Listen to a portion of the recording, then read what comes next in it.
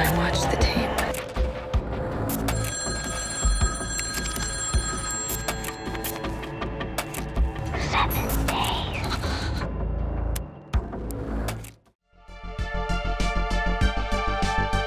What is it? The stuff that dreams are made of. You could get killed chasing after your damn fortune and glory! Maybe. But not today. Okay, hello everybody. Before we get started, I just want to make sure we know from the very, very beginning, because I don't know how well we explained it, that we are talking specifically about Rings, which is the third Ring movie, like, in the franchise. I just want to make that clear, like, right away. And, don't worry, you haven't missed any of the others. You didn't, miss number 2, or The Ring. We just didn't cover those yet. We probably will at some point, but we're just not there yet. So, we are talking specifically about Ring 3 today. Or it's called Rings. It's from 2017. And we'll talk more about that and all that fun stuff. And also be aware there's a little bit of topic about like things like sexual assault and those kind of things, because it's kind of like a big prominent plot point of the movie. So if that is something that bothers you, please, you feel free to skip. We don't talk about it for all that long, just a little bit. You'll know when you hear the word priest, we talk about it right around there. And that's just kind of a fair warning to you, because it's kind of what happens in the movie. So be warned. And yeah, so if that's something that bothers you, please, feel free to skip. And so thank you and enjoy the podcast. Hello, and welcome back to another episode of Exploring Cinema. I'm Alex, and this is Jared. And today we decided that we're going to talk about the movie Rings. Which is Rings. There's 7 rings.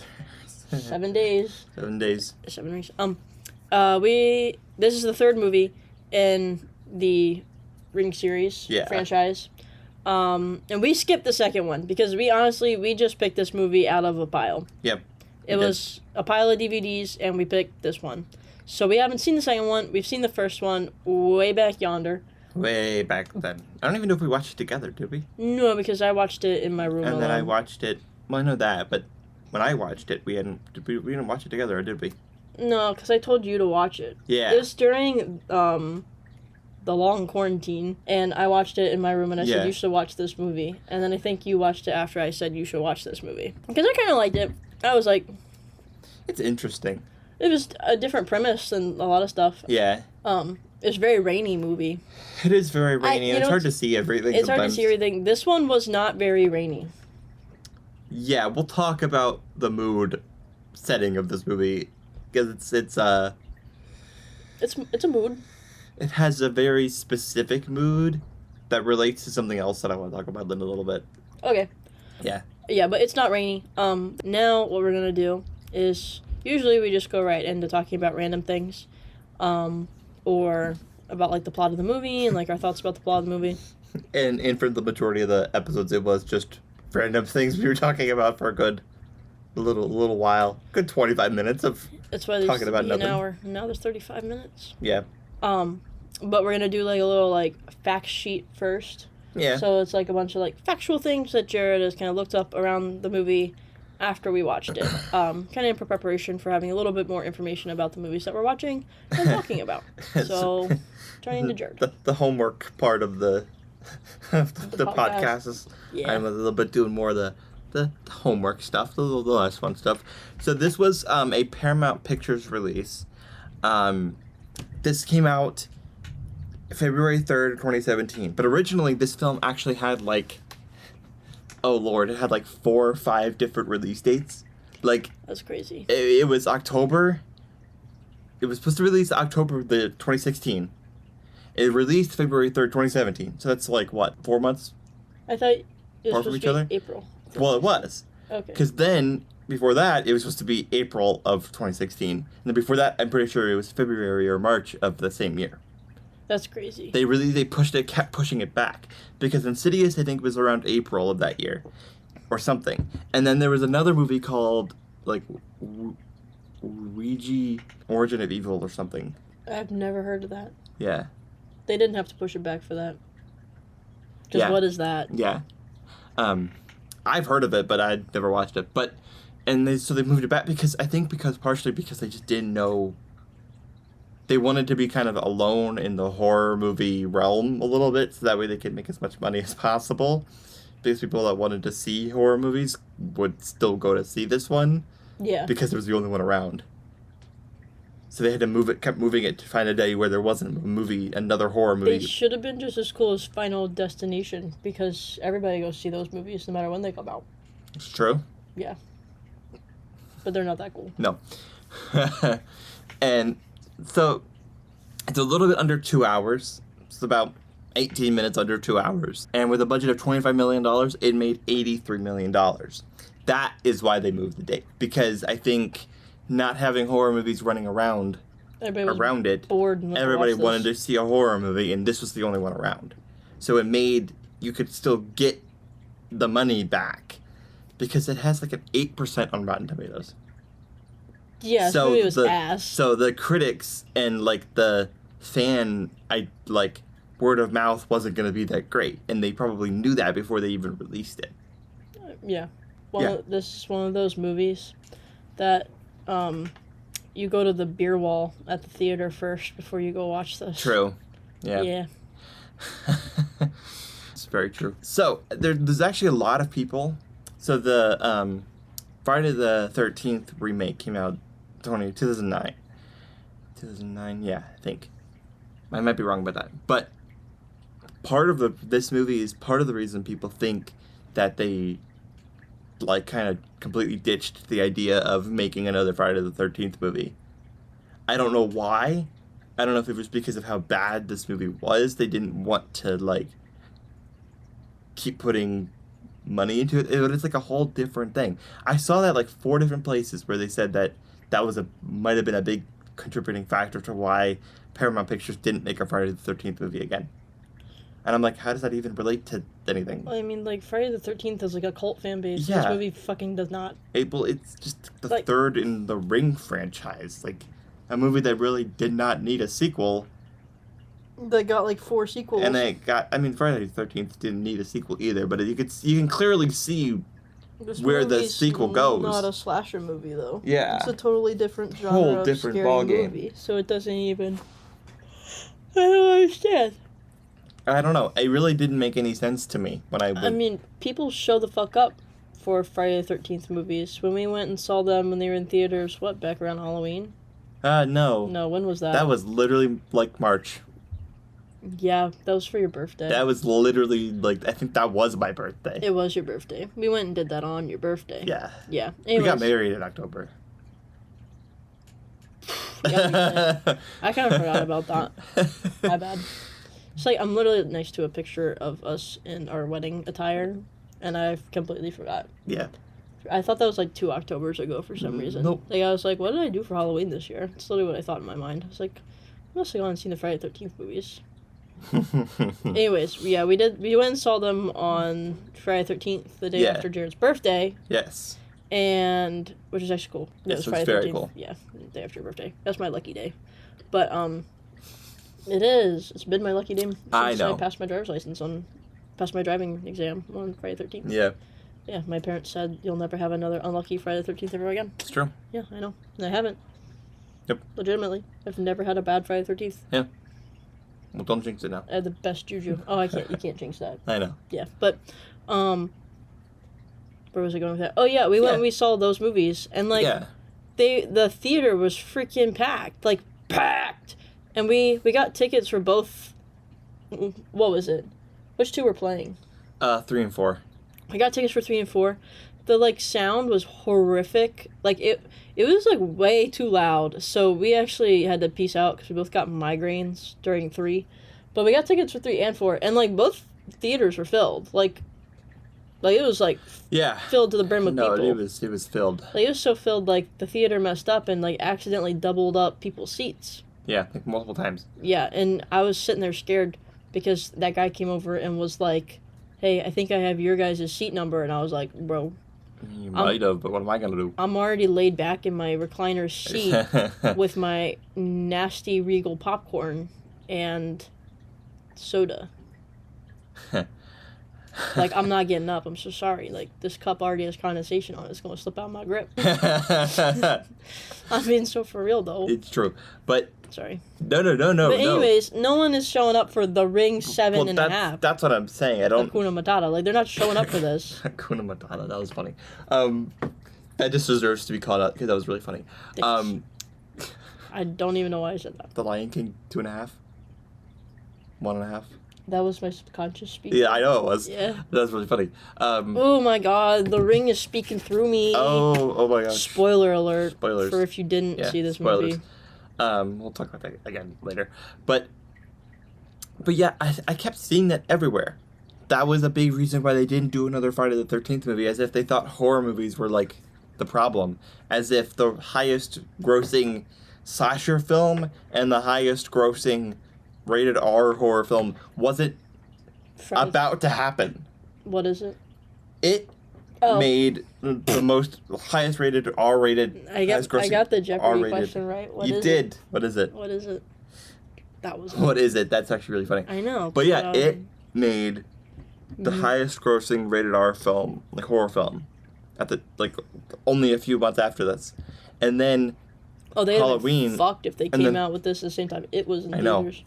And then Halloween 2018 came out the year after this. Yeah, and so like horror movies were literally about to blow up. And so if they had just made a Friday the 13th movie and then it released like the year after, like 2019, that would have been fine. It would have worked out perfectly. Yeah, it would have been. They would have made so much money if they had done that. But what if they didn't? They didn't. It's like that what if thing by Marvel, but it's just like what if actually they did. They didn't do that. They actually didn't. Like what if they actually didn't do that? But yeah, why don't we get into before we get into the plot thing though, yes. Don't forget to remind everyone that this movie had an 8% on Rotten Tomatoes? An 8% on Rotten Tomatoes. So this was a rough one. And we're not necessarily endorsing any of, what's the movies that we're watching. This especially. I enjoyed. Okay, I'll be honest. Before we get into the cast and then the plot, I enjoyed a lot of the imagery of this movie. Like we were talking about, is really cool looking. Like especially part of the church is really cool. But I'll talk about this part right here before we get into everything else and more about the movie. This felt like a Ring X Silent Hill movie the whole time. The way that there's almost no one, every time after the diner scene, you meet these few people, and then it's just a desolate town the whole time, and it's all pitch dark, and it's like cloudy almost, and then you see all the weird, creepy imagery everywhere. Yeah. It just reminded me a lot of the Silent Hill. Yeah. We just went and saw that movie, back in... A little while ago. October? Yeah, October. But no, I just thought it was like, it's kind of, it does feel a little bit like that whole idea of Silent Hill and like... The creepy abandoned town. Extent of it, of course. But no, but the vibe. The vibe felt very similar. Yeah, because it wasn't as like depressing, moody. Like I feel like the first one is very rainy, moody, kind of like sad. This one was not so much. It wasn't sad. No. It was just weird, moody, in its own way. Okay. It's like college student moody. Yeah. Let's get into the cast. You can cover this part. So as we move on into the plot, as we introduce ourselves to characters, we'll talk about the character and then like the acting and the actress and everything that we know them from, or if we don't know them from anything, and all that fun stuff. So I'll read the plot. This is straight from Wikipedia, and we'll talk about a little bit about. I'm not going to read literally every line for line, but we'll talk a little bit about it and just kind of the plot, and we'll move on. You'll see how it goes. So, there's an airplane. Oh, okay, yeah. So basically, like, you start out on this plane, and you're Matt from Vampire Diaries, if you've ever seen Vampire Diaries. This is the only person I recognize this whole thing. Jared's like, I recognize all kinds of people. No. That's not what I said. It kind of... I recognize 2 people in this movie. It's more than I did. And you didn't even... I guess it's double the... I guess it is the double the amount of people. You didn't even fucking recognize Matt from Vampire Diaries. No. Because then you're like, I don't know who that is. I have no idea who that is. I did. You did. Yeah. So, basically, you're Matt from Vampire Diaries, and you're, like, talking to this girl on this plane, and he is, like, freaking the frick out because he's been cursed. And today's his, like, 7th day. And she's like, you're a pile of baloney. And her, like, friend, sister comes over, and they're, like, talking about her friend, sister's, like, he goes to the bathroom because he's, like, freaking out. And then she comes over, the friend, like, sister lady, and she's talking to the girl who Matt was talking to from Vampire Diaries. And his name is Carter in the movie. Mm-hmm. And he's talking to, like, the two girls are talking, and the sister, Kelly, is like, shoot, like, that's real, like, oh my god. And she, like, goes, and she's, like, banging on the bathroom door, like, oh my god, like, I've seen the tape, like, I know what to do. Yeah. And, like, they're trying to, like, do something, but, like, the plane's, like, shaking and everything. And then on all the airplane TVs, the video starts playing. That like, was video starts playing. One of the most, cool scenes. That makes this movie feel like a completely different movie. But it was also probably the best scene in this entire movie, was that opening. I also just feel like it doesn't really apply to the established, like, I haven't seen the second one. Yeah. But from what I remember the first one, it's like you happen upon the video and you choose to watch it.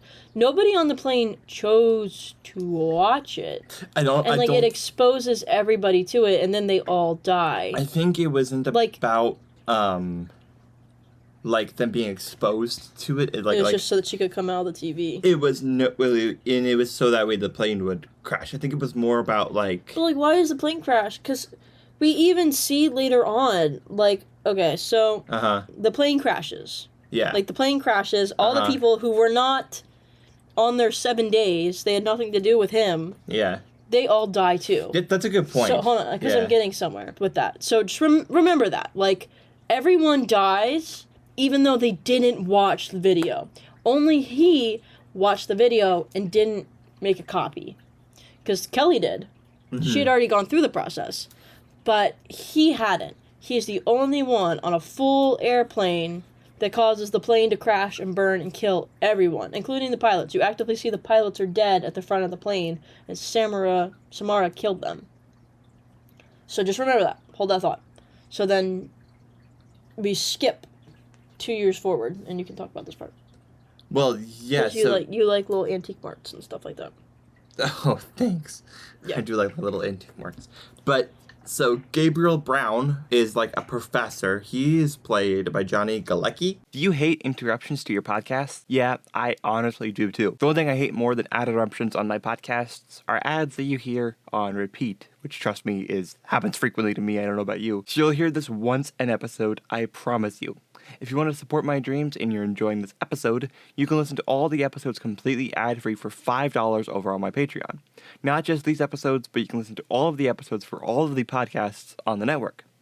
You also get access to the commentaries, live streams, Q&As, and all of that other fun stuff that is exclusive to Patreon.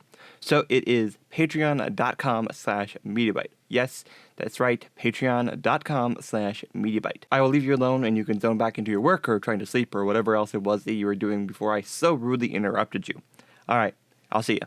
You could know him from the little, like, the teenage son from Christmas Vacation, or, he's that one guy. I don't even know the names of any of these characters, but he's from Big Bang Theory. He's also in I Know What You Did Last Summer. He's, like, the really annoying guy in I Know What You Did Last Summer. That, like... The first one? Yeah, the very first one. Oh, wow. He drives up in the car. I don't think that... And then he's, like...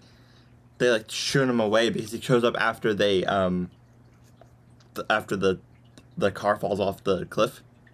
Oh, He's the one that shows up afterwards, and he's like, go away, leave. That's him. Okay. Yeah. And he buys the old VCR that was Carter's VCR. Then there's, like, this whole explanation about that's why Gabriel then gets in possession of the tape and then watches the tape. Yes. And then... And he meets Sky. So Sky is a college student, and they kind of, like... They hit it off, like, they become buddies a little bit, you can see. He's a professor at her college.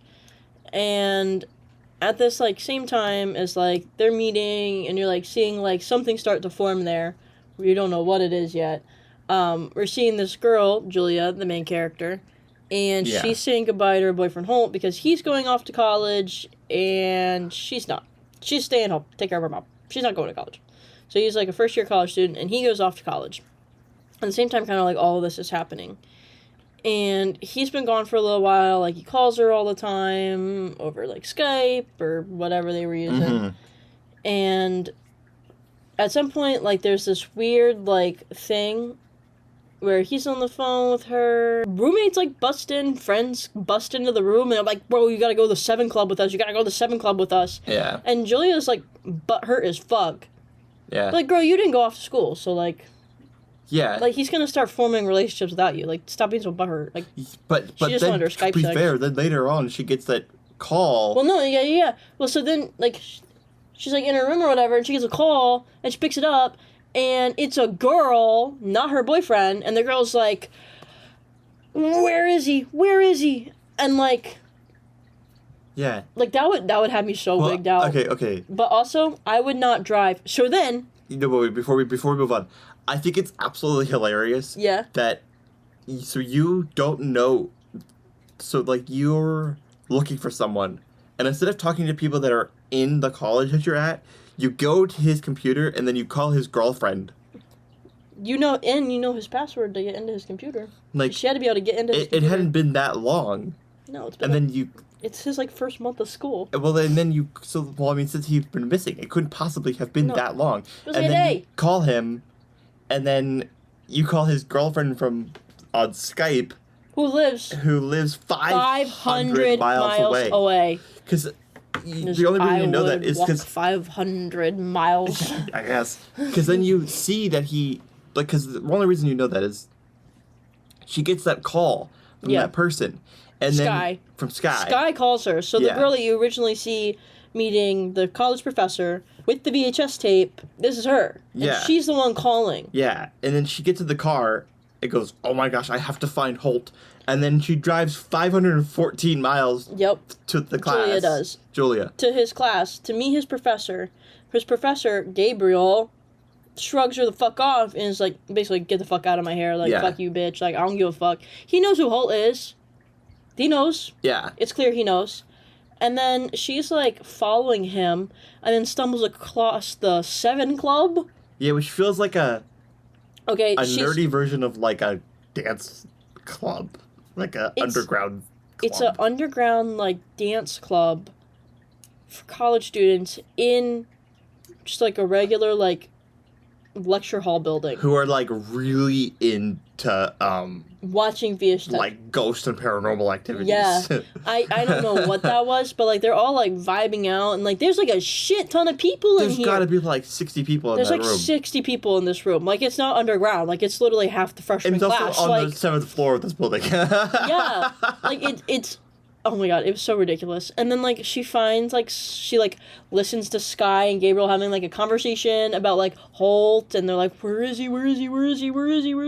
Oh, they're called the Sevens, not the 7 Club. Same thing. Fucking shit. Basically, what's happening is Gabriel does this thing where he has the kids watch the video, and then he gives them a tale, is what he calls it, which is where another college student will then watch a video that they copy. So they've moved it from the VHS tape to a MacBook. Yeah. They've moved it to a MacBook. And there's a lot of footage of them using this MacBook. And there's so much footage of them using this MacBook. Like, oh my god. I'm using the mouse right now. We're using it right now. Same mouse that I use right now. Just right-click copy. And so it's the students' jobs to get the tale to watch the video so that they don't die. So then it's on to the next person. So he's just, like, exponentially recruiting college students to come watch this shit. And Sky meets Julia in person, and she brings Julia back to her apartment, and it's kind of, like, awkward and weird. Like, yeah, it's so weird. And before we move on, so that way we go in for, because we're about to meet a bunch of other characters here. Yeah.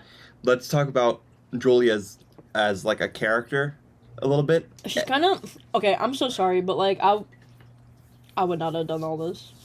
Well, yeah. Sorry, Jared. Yeah, no way. So Julia's played by Matilda Lutz. I haven't seen her in anything else other than this movie, and she's not in a lot of things. She's also a model, which is probably partially what it is. But she's in a movie last year. I don't remember what it was called, but she was in a movie last year, so she's still working. And then Alex Rowe is Holt Anthony, and he's also isn't in a lot of stuff. He's like in just like a few things here and there, and then really nothing else. Like, look at this. Like a bunch of random things that I've never seen. I think Bone Lake was supposed to be a good movie. Okay. But I've never seen it, and that's it. That's really it. Yeah, I've never heard of any of this. And so he did a fine job, really. I mean, for what this movie set up, it's fine. And then Skye is played by Amy, how would you pronounce it? Teagarden? Yeah. Teagarden. She is in Scream 4. Okay. Yeah, so that's like really the biggest thing you would know is she's in Scream 4, and she does a good job for what she is, like, given. You know what I mean?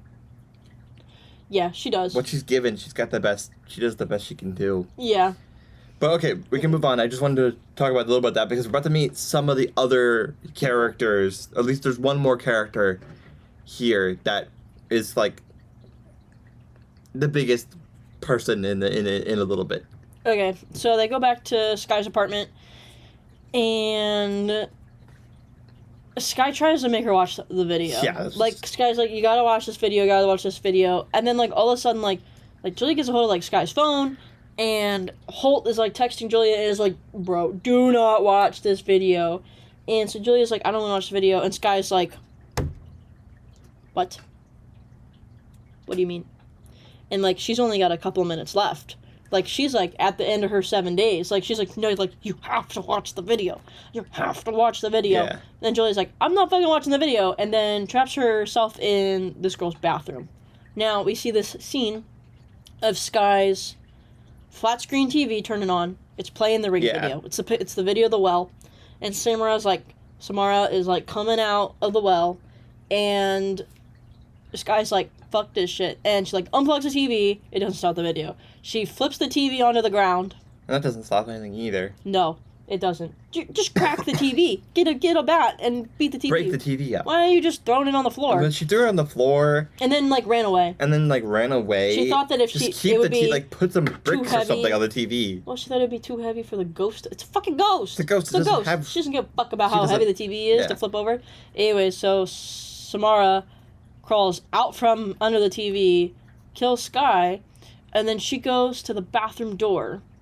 She, like, goes to turn the door, and Julia's, like, freaking this shit out. She's like, I'm gonna die too, I'm gonna die too, I'm gonna die too, oh my god. The door opens, and Samara's not even there anymore. And, like, okay, so, and, like, Skye's dead, Julia sees Skye. So, here, the rest of the movie, like, follows kind of, like, Julia's path with Samara and, like, Samara and their relationship kind of entangles, and that kind of is the catalyst for what brings Julia into this. Yeah. But, and, like, I get, like, main character syndrome. But, like, if you get killed because you're in proximity, like the plane, didn't Julia die? You know what I mean? Like, it's so weird to me that they have people who are in proximity to those who watch the video die. She's the main character, so she doesn't die. Yeah. The only excuse I can say is the video didn't play. The video she did not see it. And everyone else on the plane did see it. They did, but they weren't given 7 days. Because if you watch, everyone always gets the full 7 days. If you get 7 seconds, it doesn't make sense. It doesn't actually make that much sense. Make any sense. Unless because he was on the plane when his 7 days expired, Samara was able to bring the whole plane down. But that doesn't make sense because enough people there wouldn't have... And also, if your entire goal is to get more people to watch your tape, that's her whole goal, right? Is to get more people to watch tape so she can fucking kill them after 7 days. Why would you kill the whole plane of people who all just saw your video? You wouldn't. You would let them live, kill him in some weird freak accident on the plane. That way all those people will go spread it to everybody else. Because you get like 40 people on this plane. I am in complete agreement with you. I honestly am. I'm just playing devil's advocate. The only excuse I can give is they'd have no way to copy the tape. There would be no way for them to copy the tape. So they would die anyways, because you can't copy the tape from the back of a plane seat, like TV. Literally, it's the only thing I can think of why it matches with the rest of the plot. I honestly just think it was just for vibes. It obviously just was. It obviously was for vibes. But it's the only excuse I can give is because they wouldn't be able to copy it anyways. They're dead anyways. They saw the tape, but they have no way of copying that tape like they do, like other people do. Like, they don't have access to a VHS tape, but there's some way that the plane would have played it. Well, you know what I mean? No, I agree. I'm just saying the only excuse I can give is that they didn't. No, it really doesn't make any sense. I'm just saying. I get you. I understand. The only thing I can think of is that you would still get 7 days though, because I think that's the only way it makes sense to me is that she was like, "Well, you're gonna die anyways. I'll just bring you down on the plane anyways." Why she never plays the tape herself though? Like whenever she comes out of the TVs and stuff, it's just to kill the people. So why would you, like it doesn't, like we already kind of went over that. Like, does it count as exposure if she puts it on herself or if you choose to watch it? Because you never really see her put it on herself and then it affect anybody else. That's true. Other than the people who are actively affected by it. Who sat down and watched it. Unless, because we haven't seen the second one, so maybe this is partially explained in that one. This to me feels more like part of the problem with her character as a whole is they always talk about how she's trying to get revenge. Yeah, but it's not revenge. This is not revenge. If they didn't try to profit through entertainment off of her video, which is kind of what everyone does. They watch her video because it's like, ooh, like, watch this, like, scary video with me. You know, how usually people will find them. Yeah. Or, like, your friend is trying to get you to watch it so your friend doesn't die. Yeah. Like, there's nothing, those people aren't profiting off of seeing her video. So it's not really revenge. It's just murder at that point. No, I agree. There's no semblance of revenge because the people on the plane, other than him and the girl, have never seen it before. And that's the major problem with this movie is trying to make her sympathetic, which they really shouldn't be doing as much as they are, and then also trying to make her the bad villain of the whole movie and trying to make her feel scared because you can't have both. You can't have it where you watched my trauma, now you have to experience this and die, or you have to bring on the trauma, bad for me. But then also half the movie is about the main character feeling bad for her because of things that had happened to her over the course of her life. Yeah. And you can't have both ways. It doesn't work. It makes it annoying. It makes it just a little, like, hard to explain. Like, it's hard to explain the character's actions when you feel sympathy for both the main character and the villain the whole time. Like, because it's like almost would work better as like a thriller where the whole point of the movie is just the plot unraveling, rather than trying to make it filled with jump scares and ghosts and like if you just didn't see Samara as often as you did and she just like existed in like the background, like people would die, but you didn't like get jump scared, you didn't see all this stuff, and it was just about trying to unravel the character, it would make more sense. Well, I mean, that's kind of what the first movie is. It is, but it just features all the jump scares and all this stuff still. But that's why that's a better movie than this one. Yeah, because this one just makes the trauma. This one just adds on to the trauma. It adds on to a lot of that stuff. What happens then is Holt comes in and like rescues Julia. Yeah. And they have this like conversation, and she ends up watching the freaking tape. He goes to bed, she watches the tape, and she sees a different tape. Yeah, because she's special. Because she's the main character. She's the main character. She's very special. So special. And then Gabriel comes along. They need to make Julia copy the video. Her version can't be copied, and it has additional imagery in it. And they go, it's a video in a video, whatever the fuck that means. Yeah. Honestly, I'm just going to skip over that part. I'm skipping over that. I cannot explain that. I've dealt with video and been very interested in video for my entire life, both physical and digital, and that's not how that works at all. Yeah, you can't just expand pictures, but... Enhance. It's the version of Enhance that this movie created.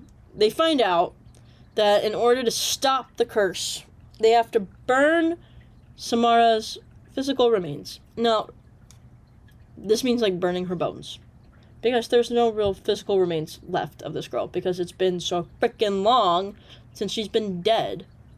She's just bones. It's just bones. They would have been so fucked if she'd gotten cremated. Julia gets, like, marked on her hand when she watches the video. And apparently, like, you get a mark at some point in your 7 days. Like, yeah, they Paul has a mentioned big, that. like, handprint on his back. Well, Julia has Braille on her hand. Yeah, and it's not clear it's Braille until, tell everybody like, it's Braille, but it's Braille. So it's, like, little dots. And it's, like, not clear it's Braille, like, on her hand. Yeah. Until it's, like way later. Incredibly important to the plot. Yeah. Like, at first it just looks like random shit on her hand. Yeah. Because she's, like, got, like, scars and scabs and stuff, as well as the Braille at first. Yeah. So, basically, like, she does some digging through Gabriel's stuff. Gabriel's, like, on the run now from the police because of Sky dying, and they're, like, trying to investigate him. So, like, he kind of, like, dips the fuck out for a bit. And they find out they gotta go to Sacrament Valley because she was actually buried there after, like, a priest, like, apparently took sorrow on her because she was, like, thrown down the well or whatever and not given a proper burial on her home island. So she's apparently supposed to be properly buried there. So they go there. They have, like, weird interactions with this lady that Holt and Julia are, like, getting an inn from, like, renting, like, a room at an inn from. And, like, they try to ask her questions about, like, people they see on the wall, and she gets, like, really, like, about it. Like, she doesn't want to answer any questions. Like, she's really weird. She's weird to them because they're, like, unmarried. Yeah. That was kind of random and awkward. It's just very random. A lot of this movie is very random. So they're, like, trying to figure things out. So they find out, like, there's a church they gotta go to. So they go to the church. They interrupt an AA meeting, which is so weird. And they don't acknowledge it. They barely acknowledge it at all. They walk into an AA meeting. They, like, watch it happen. And then they just, like, wander away. No one ever says anything to them. Like, they're just wandering around the church while the meeting is going on. Like, no one says anything while it's actually happening. And then they go in and they look up at a ring, which is a bell. It's like a bell tower. And it's like, ooh, it's a ring. Like, ooh, imagery. No, you're right. And it's literally just what really they do. They literally go, ooh, imagery. Ooh, images. And then they leave. This guy is like, oh, you know, like, oh, like, so sorry you guys are struggling. Because apparently, like, people did notice them come in to the AA meeting. So, like, let's talk to this guy. But, like, he didn't acknowledge them when they went in there. And they were just wandering around being weird. Like, everyone's sitting down at the meeting, and they're just wandering around, like, standing around. And, like, you see the whole meeting in the background of, like, them wandering around. And then no one acknowledges them. And then he finally does when they go outside after the meeting is over. So weird. So they find out they gotta go to, like, a morgue. Basically a cemetery. And this whole time, like, she's seeing, like, images from the video, like, pop up in real time. Like, just, like, what is that called? And it's, like, foreshadowing, like, foreseeing. It's foreseeing the future. Yeah. Yeah, she's, like, foreseeing the future the whole time. So, like, the bell, the grave. The bird is the big one. The bird. one. Yeah, there's, like, a bird that she sees, and it almost gets hit by a truck. And then remember that girl? She sees the same a woman. girl, like a woman, yes. yeah. So she sees the woman that she saw in the photo at the inn. She sees her on the side of the road. Yeah. And then she sees her later on because while they're doing all this, so they go to the morgue and they see the box that Samara is supposed to be buried in. And she had a vision where ants are moving in a cross shape and the cross is missing off of the girl's, like, box. Yeah. So they break open the grave. Which is crazy. And then she crawls in, has, like, a night... There's nothing in the... It's empty. It's completely empty. It's completely empty. There's no body. Yeah. She crawls in, she's having, like, a nightmare-fueled, like, what the fuck? Because, like, all of a sudden she's, like, being dragged to the well. That was the only scary part of this entire movie for me. That was genuinely, when she gets, like, trapped in the box. Because Samara, like, makes her think she's that like, I'm gonna find you, Julia. Yeah, and it makes it... She makes it seem like the exit or entrance into this grave, because it's like a big grave where, like, it's like a morgue, like it's like the boxes. Yeah, like a and they, like, mausoleum. Thank you. Yeah, I don't know why I kept saying the word morgue. It's a mausoleum. And I mean, it's kind of like a morgue, but it's like a mausoleum. And so they break through the concrete, but then when she crawls in, there's like a note written on the left side of the mausoleum. I'm gonna get you, Julia. Yeah, and she crawls all the way in, and then she makes her think that it's been sealed back up on her, and so, like, it's very claustrophobic, and it, like, she, like, can't figure out her way out, and she doesn't know where to go, and that's when Samara comes and grabs her and pulls her towards the well. Pulls her towards the well that apparently is at the back of this grave, and that was the scariest part of this whole movie for me, This is is the that only whole scary little part. moment. And then, like, the grave's never actually shut, and, like, Holt's just watching her, like, He's have just a full-down watching her freak have a out. full- I want to see it from his perspective. I do what too. what he was seeing. Was she just, like, freaking out? She's Or was she, like, she's not probably there? screaming. Or, like... No, she's probably just screaming Yeah. her head off. Because remember, he's like, hey, you okay? Are you okay?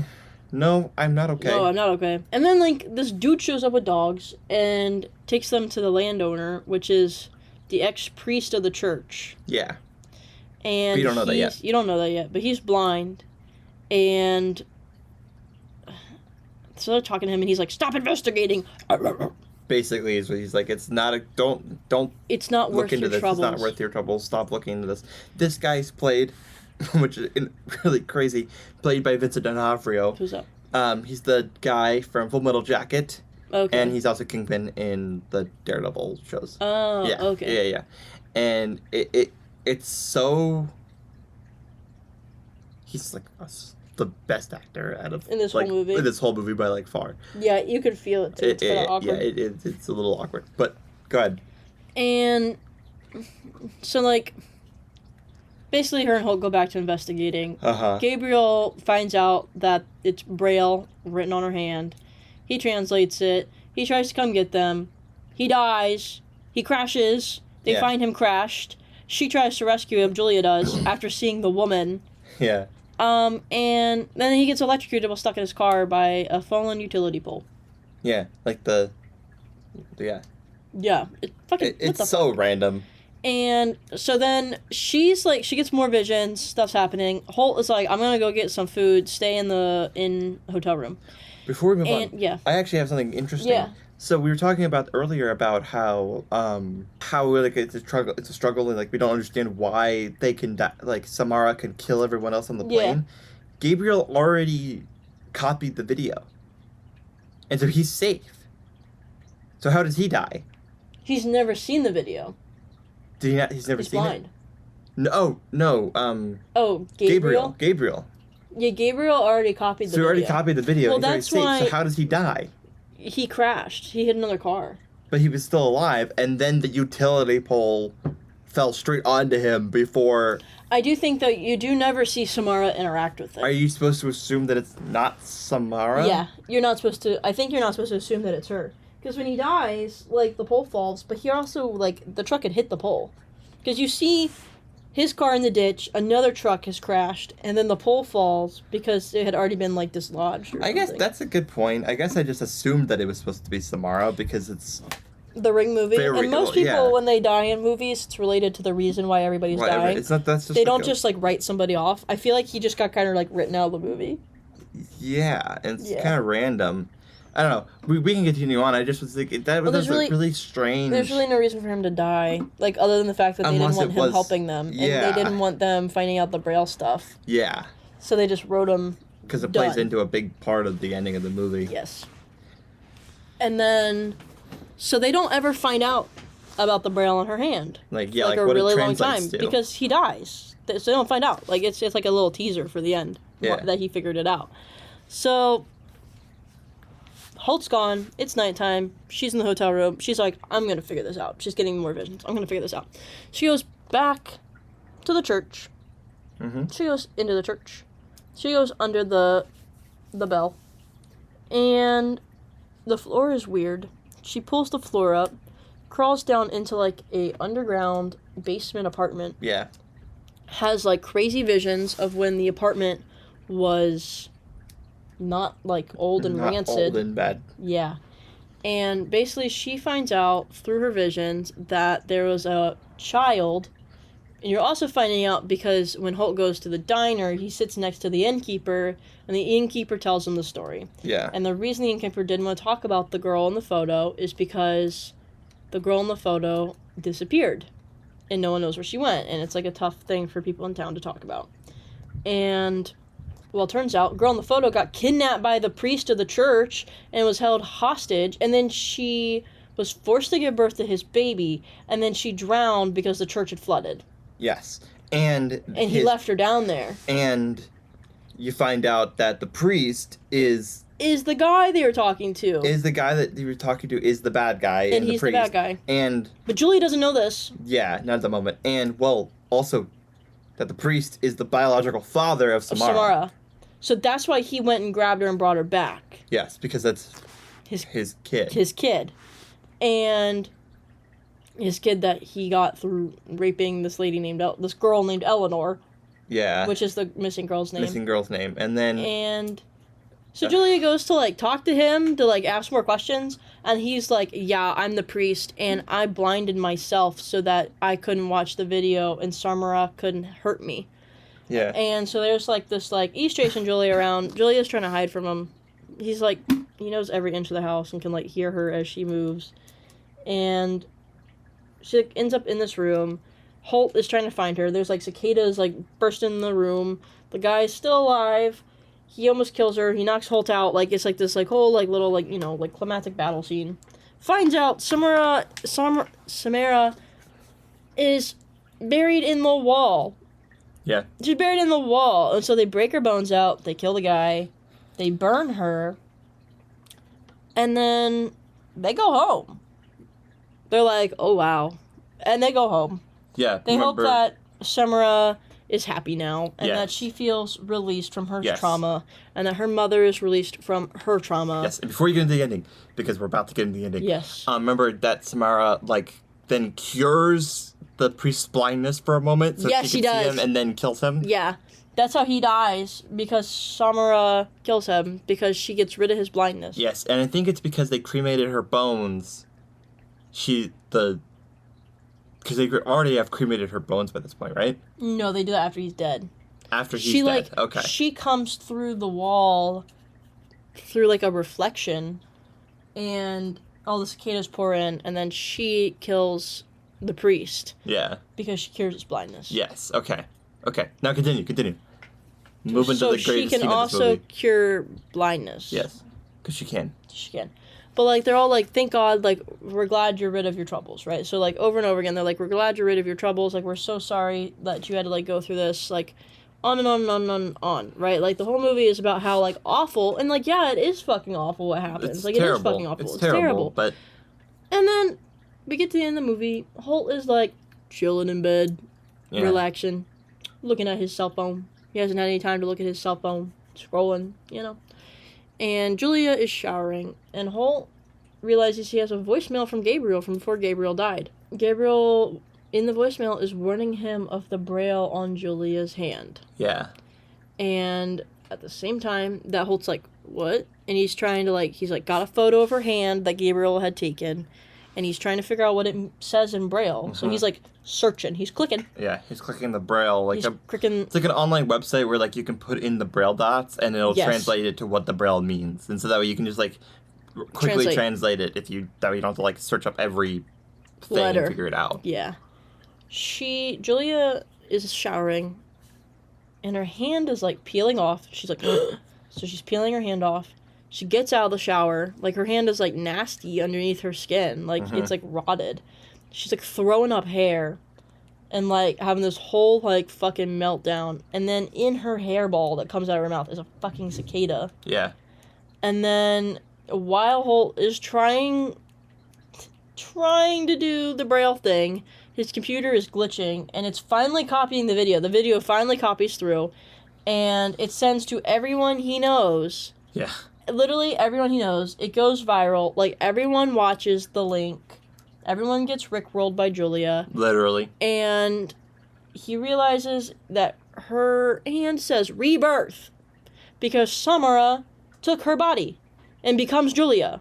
Julia becomes Samara, and Samara becomes Julia. Yeah. And possesses Julia's body because now she has no body to inhabit, and cremating her bones literally just made her Julia.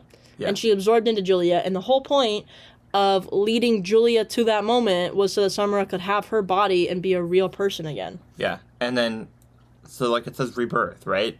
But then, that's what the braille reads. Yeah. And then, it's just, like... Oh, the ending? The very, very last shot of this movie. Julia looks up in the mirror after coughing up the hairball, and she sees Samara instead. Oh, my lord. And I have to be completely honest, I laughed. I laughed. It's because, like, there's not a single thing. Why is the villain showdown with her father, and then Samara is still the bad guy at the end? It makes me mad, because, like, you spend the whole movie, like, realizing how traumatized she is, and how sad she is, and, like, how miserable she is, and, like, these people are trying to help her. Like, they actually are trying to help her instead of just watching the video. Instead of just watching the video and then being like, oh, okay, now I gotta figure out I don't want to die. Yeah, okay. One thing we have to mention is, so apparently, earlier on in the movie, apparently, for some reason, Julia's video does not copy. When she clicks to make a copy... Oh, I said something about that, I think. I know. Yeah. But, like, so like... It finally Julia's copied. already... Samara. Samara had already picked Julia by this point. For some reason... To be her rebirth. To be her, quote-unquote, rebirth. It's already happened far before in this movie, and there's literally nothing that even slowly mentions the fact that Samara can do this, or that Samara can, like... create visions. She gives like Julia this. these visions to lead Julia, and, like, the priest guy mentions at some point that just because you have visions doesn't mean you know what they mean. And Julia just, like, writes that shit off. She's like, obviously, like, Samara, like, is traumatized, so the visions are from, like, good things. Yeah. They literally tried to do a Saw ending where, like, all these little things that you've seen throughout the movie all come back into, like, explaining the end of the movie. Spoilers for Saw franchise. But they just didn't leave any of the bread trails. My favorite is the one movie in Saw. I can never remember everybody's names. The doctor guy from the first movie. Like the Do you remember? Yeah, remember when they, like, go through? Saw 7, I think is the one you're talking about. Yeah, he actually is, like, the doctor for all of our things, and he's actually the guy who, like, helps us link everything together, and that's what happens to him after he survives. And they go through, like, all the movies, and they do the, like, That was crazy. At least you could kind of, like, see how it all matches in together. Yeah, this Whereas was in just this movie, like, it's just like things just happen all of a sudden, and it's like they're like, yo, Samara can do all this shit, bro. Yeah, and it's like I don't know. It just feels a little bit like they don't understand the rules of the world that they have created for themselves, and they just was no rules. Why are we arguing about whether or not Samara can force people to watch the video when they should be telling us if Samara can force people to watch the video or not? And if that means that because someone on the plane watched the video, if Samara has the power to take the whole plane down or not. Well, I think at that point, why would you not just make everyone watch the video? Like, as a ghost, why would you not just make everyone watch the video? Well, that's you could part wipe of the out problem. The whole freaking world that way. Well, with the VHS tape, it doesn't work that way. But then trying to make it digital, everyone has a phone in their hands at any point that Samara can just put the tape on. Well, and that's why they made it viral. Well, yeah, at the very end of the... They make it viral and everyone sees it. At the very end of the video... Movie...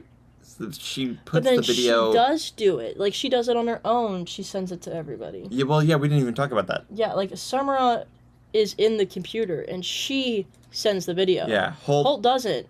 She sends the video. Like, Julia and Samara send the video through the power of... And it's like to like possession. 1,000 people, like it emails to like 1,000 people or whatever. And it's like and he can't stop it. It's like stopping it, trying to stop it, and then like people are start messaging him like, "Wow, scary video. What does it mean? Oh, I just got a call. 1 second." It's like all a bunch of people text him like basically like variations of that exact thing, which is so goofy. It's 2017. Why are you not just making a Snapchat vid, bro? Well, no, just text it to him. Yeah. It's so weird because it feels like this was like 2012. Like if this was 2012, 2011, when people still did just like email their friends, not like important things, it would make sense. But the fact that somebody emailed them within the 5 seconds that he had sent it doesn't make any sense. I check my email like twice a week. Like it's so weird because there's so many. I'll be honest. I'll be dead honest with you. There was such a good movie in this movie. There was a good movie here. Well, I think, again, just my issues with all this is I get annoyed because they're like, oh, like, Samara is such a troubled, traumatized spirit. That's always the problem with these movies. I know, and then they're like, she's so traumatized, she's so troubled. And I'm like, so why? And then they made this one actually have, like, another full villain. Yeah. But then she's still the villain. I find it very annoying. Like, honestly, like, deep down, like, that's how I feel. It's so annoying. And, like, the fact that everyone in this movie both simultaneously feels an incredible amount of sympathy for the for Samara, But it's also then like, also is fuck like, her. oh hey, I hate her, I need her to leave, I hate her her. so much, I hate her so much, she's so scary, she's so bad. And like Yeah. I can understand those two things can exist, but It just makes me annoyed. I have so much sympathy for this child that was like thrown down a well and like abandoned by her family. And her mother was raped in order to have her, and then her mom drowned in a basement. And then like there's just so many things I don't understand a lot of it. It makes me annoyed that like Samara didn't just like thank her at the end of the movie. Yeah. Like, because like that would have at least I would have understood a tortured spirit being finally like released. You for know? the idea of making another one. I know why you didn't do that, because that's the end of the franchise basically. Yeah, no, it is. But I don't know if I'm just incredibly sympathetic to people sometimes or like what, but like I Well, care you're so much supposed to about be- her Yeah. more than I care about our characters, really. Well, I kind of find Julia a little annoying. And it's like it almost feels like Samara is the main character of the movie the whole time. And like this, that's why I mentioned earlier that I think this movie would work better. Almost every movie It's kind of in weird this because she like franchise would work almost like better. just like haunts the narrative. She haunts the narrative, and it would work better as like a Longlegs investigation type movie, not a jump scare out of the tape type movie. Because It was more that way in the first one. it was, and that's Yeah. why that movie works better than this one does. It's just Samara jump scare. It's just Samara jump scare. Like, it would work better if then you connected to all the real life events and everything, and it would still work. But it just sucked. It just doesn't. Yeah. With how much sympathy you feel for her, it just doesn't work the same way. So, what would you rate this out of 7? Out of 7, that's what I've always done. I'm gonna do a 2.5. That's literally where I was at. It made me laugh Yeah. at the end. I wasted my 2 hours. Do I feel like I wasted my hours? Yeah. A little tiny bit. When I paused the movie about an hour in, and I thought I was an hour and 15 minutes and we were about to hit the end of the movie, and then there's still another like 40 minutes left because it was like 50 minutes I When stopped it at. they interrupted the AA meeting is when I like checked out. I thought that was going to be towards the end of, like, I thought we were about to actively hit the end of the movie. Well, I thought But then there's another 35 minutes left at that point. It's because they had to explain that the guy they meet right after that is her asshole dad. Yeah. But you didn't have to explain that. That didn't matter. No. There was just this weird little moment that they added for no reason whatsoever. I also... Yeah, go. I don't know. I was actually just, like, annoyed. Like, that's actually just how this movie made me feel. Like, I was just, like, so checked out. And, like, the first one, like, made me mad because, like, I felt so sympathetic towards, like, the little girl. Yeah. You know? I felt bad for her. You feel bad for the little girl, and the little girl's, like, evil. Like, I don't know, but she's not, like, a poltergeist or something like that, you know? Like, she's not just an evil spirit. Like, she's, like, just traumatized. And I don't know. It just bothers me. Like, it just rubs me, like, a weird way. It makes me feel like the sympathy card that I feel for Yeah. Samara is too high Yes. in comparison to these characters. Like, because it's brand new characters every time, I don't feel like I You don't care about them I don't as much care as you about do them as about much her. as I'm about to do it, but her, because I know enough about her already. Whereas Julia, the only thing I know about her is That she will drive 500 she drives miles to make 500 sure you're not miles cheating to on make her. sure you're not cheating on her. The couch guy. Literally couch guy. That's what I said. Yeah. That's literally what I said. We paused it to check the sign and see how many miles that she had driven. And, because they, like, show, like, the sign of, like, where she's going to go to the college. Mm-hmm. And I was like, she's literally, like, couch guy's girlfriend. Literally. And he kind of, like, is shocked she shows up, too. No, I would be Like, too. he's like, oof. Like, it was like, it seemed like he had some weird, like, 7-day suicide pact with, like, Sky. It was strange. Yeah. I didn't get it, but I don't know. I I'm don't know. sorry. I'm not driving 514 miles. I would be a little. Skype. I would be a little weirded out if you drove 500 miles without like calling me or texting me Well, more than one time. yeah. We only see her call him once, and then she drops the phone and then drives 500 miles. Drops everything. Drops her sick mother. Don't forget. I forgot about that. Yeah, her mom is sick. That's what they lead. That's why she doesn't go to college. Her mom's sick. She has to stay to take care of her mom. She doesn't stay to take care of her mom She drives 500 miles to get killed by a ghost, to make sure her boyfriend ain't getting laid by somebody else, bro. and then killed by a And then ghost. killed by a ghost. I don't know. It's like she comes back dead. 2.5 is honestly the most generous version of my rating for this movie. I enjoyed it, I think, because... You just like watching movies. Because you like watching even, like, terrible movies. Well, I do, but that's there's a difference, and this is not one of those so bad it's good movies. I enjoyed it because I was exhausted when we watched it, so I was kind of like... I enjoyed it because I was able to, like... I liked some imagery of the movie. I'm actually going to be so honest, I did not enjoy this movie. Okay, I completely... I liked some of the imagery of the movie. No, I was so bored. And I liked the grave scene. That was scary. That was... Claustrophobic as all heck. Like, you're claustrophobic. That was, like, that idea scared me a lot. It's just, there was a lot of things in this movie that didn't really make a lot of sense, and that was my biggest issue with it, is so much of it just didn't follow its own set of rules. Yeah. That it was a little strange. So, 2.5, and you said 2.5? 2, actually. 2? You're bringing it down to 2? I don't say 2.5, because... You always give a higher rating than I do. I'm more judgmental. I don't know. I see what they were going for. I don't think it succeeded, but I you know, they made money. They did what they wanted. I see what they were going for, and I see the where they were going. I get it, but it wasn't as good as it could have been. No, it wasn't. And this is not a movie I would say to watch. No. Really, but the amount of hard work that goes into it is where I give it that extra half star. Yeah. Over you. Yeah, so that's Rings. It's not great. So also, I guess I'll say this right now. There's a short film called Rings that was supposed to be the prequel to The Ring 2, called Rings. Oh. And it's like a prologue or whatever that would be to that movie. That's not the movie we're talking about. No, I think that's pretty clear. Yeah. Yeah. But that's weird. I didn't know that. Whenever I looked it up on Letterboxd, that's the first movie that came up. Oh, what so the heck?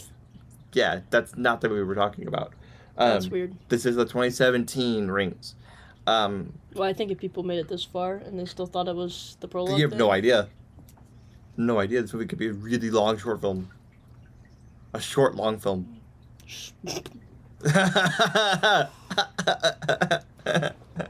Long short film. And on that note, I will do my plugs.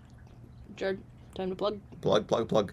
All right. Hope you guys liked our conversationalism about Rings, the Ring 3. The Ring 3. Ring. Now. Okay, so this is my time to do my little fun little thing I have to do that I do it all the time. So you can listen to all the podcasts on the Me by Podcast Network. There's Exploring Cinema. There's, which is the one you're listening to right now. There's Diary of an Indie Filmmaker, or there is Slash It. Slash It is all things horror movies, so this would kind of fit into that. Diary of an Indie Filmmaker is just about filmmaking, stuff like that. This is a extension of Mediabyte on YouTube. If you're listening to this on YouTube, hello. If you don't know that there is a YouTube channel attached to this, all things movies. We do videos there once a week. We do a bunch of shorts. Probably more videos actually coming soon because I have some cool little ideas for some extra videos on the channel. So go check that out. Subscribe. It's just at Mediabyte on YouTube. So if you type in at Mediabyte, it'll come up. TikTok is at Mediabyte Co. and Instagram is at Mediabyte Company. Those are where you can get new video notifications and stuff like that. We also have a Threads account, which is related to Instagram, and then also a Bluesky account. I don't use Bluesky as much as I use Threads because it's easier to use Threads, but I have both of them. That's this whole thing. So I appreciate you listening to this. I have been doing this for a while, almost 10 years. Holy crap! I've been on YouTube for 10 years. I think it was March. That's crazy. So I think I've already been on YouTube for 10 years now. I've been making videos and things for 10 years now. And podcasting I've been doing for 7 years. True. Something like that. So I appreciate it a lot. If you're listening to this, I really appreciate you. And we're going to slowly get better and better and better. That's how this works. I've already upgraded some things, and I have some other things we're going to buy. Get us 2 better microphones so we don't have to talk over each other. Yeah. And one of us isn't louder than the other. I'm Jared. Alex. And we'll see you later in the next one. Bye. Goodbye. Sub-dub. All right. If you get a phone call after listening to this, we take no. We take. There's no litigation for us. Walala. You can't sue Well, us. it's not a video, so they're fine. Unless the Ring 4 is just podcasting. Ring 5. Samara has a really long Podcast. Manosphere podcast now. Oh God, stop. Okay.